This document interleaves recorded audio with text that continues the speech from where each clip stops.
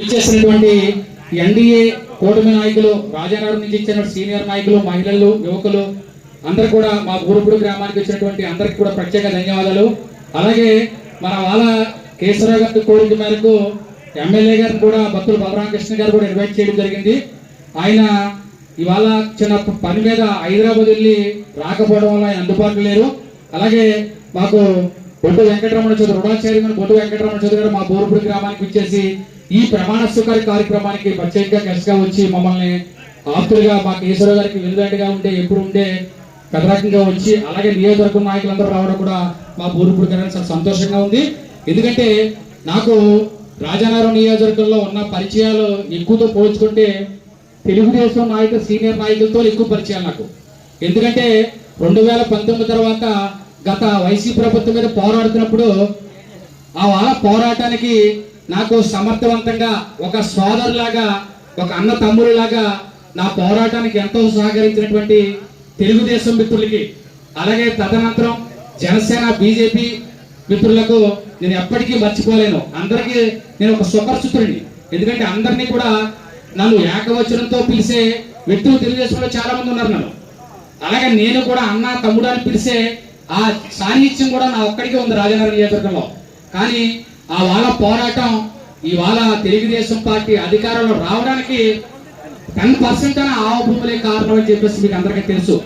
ఇవాళ మొట్టమొదటిగా రాజానగరం నియోజకవర్గంలో ఆవ భూములు ప్రధానంగా ప్రభుత్వాన్ని, ఆ వైసీపీ ప్రభుత్వాన్ని గడగడలాంచి ప్రభుత్వంలో కోర్టుకెళ్ళి ఇవాళ అవినీతిని వెలుగు తీయడంలో ఇవాళ ఆవ భూముల స్కామ్. అలాంటి స్కామ్ విషయంలో నేను పోరాడతాం, నాతో పాటు ఎన్డీఏ కూటమి నాయకులు సోదరులుగా వెనకాల సపోర్ట్గా ఉండి నేను ఈ పోరాటానికి ఇంత ఇలాగ రావడానికి, పేరు తీసుకురావడానికి చాలా దోహదపడింది.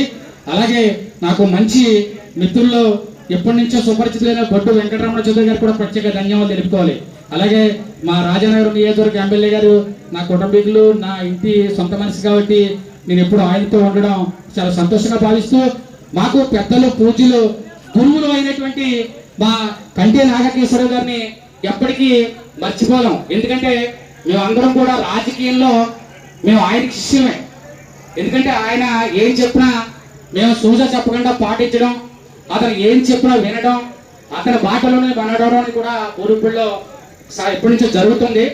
రాజానగరం నియోజకవర్గంలో ఇవాళ స్టేట్ నాయకులుగా ఉండి మా కంటి నాగేశ్వరరావు గారు చాలా గ్రామాల్లో అందరికీ పరిచయం ఉండడం, అందరూ ఇక్కడికి రావడం కూడా చాలా సంతోషకరం.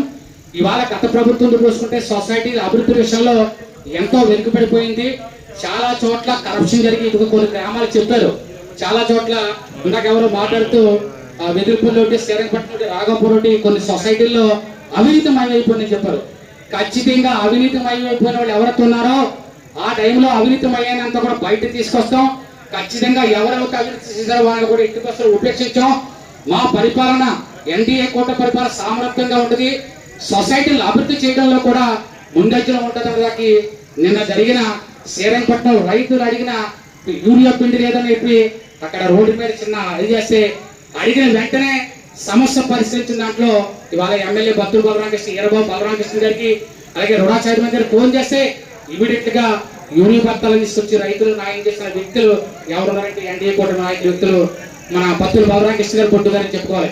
ఖచ్చితంగా ఇక్కడ అభివృద్ధి అంతా కూడా చాలా సామరస్యం జరుగుతుంది. ఈ కూటమిని 30 సంవత్సరాలు అడ్డుకునే ప్రభుత్వం ఏదీ లేదు. ఇంకా వైసీపీ పూర్తిగా మునిగిపోయిన నామ. ఖచ్చితంగా మనం ఎన్డీఏ కూటమిలో రేపు రాబోయే రోజుల్లో ఇంకా మంచి సమర్థవంతమైన పరిపాలించి ఈ సొసైటీలు ఎక్కడెక్కడ సమపాలనలో తెలుగుదేశంకి, అలాగే జనసేనకి, బీజేపీకి సమన్వయంగా పంచుకొని ఇవాళ అభివృద్ధిని ముందుకు తీసుకెళ్లడంలో కూడా ఎంతో దోహదపడదని, అలాగే మా గురువారిలో పూజలైన కంటే నాగకేశ్వర గారికి మేము ఎప్పుడు అభిమానులుగానే ఉండి ఆయన ఏం చెప్పినా కూడా ఆయన వెన్నంటే నడుస్తామని, రాబోయే రోజుల్లో పంచాయతీ వచ్చినా, ఎంపీటీసీ వచ్చినా, ఏ మండలంలో ఏ ఎలక్షన్ జరిగినా కూడా పెద్దల సహకారం తీసుకొని మేము ముందుకెళ్ళి ఖచ్చితంగా అది కూడా విజయ కేతనం ఎగిరేస్తామని చెప్పేసి నేను అవకాశం సభాముఖంగా చెప్పదలుచుకున్నాం. Thank you so much.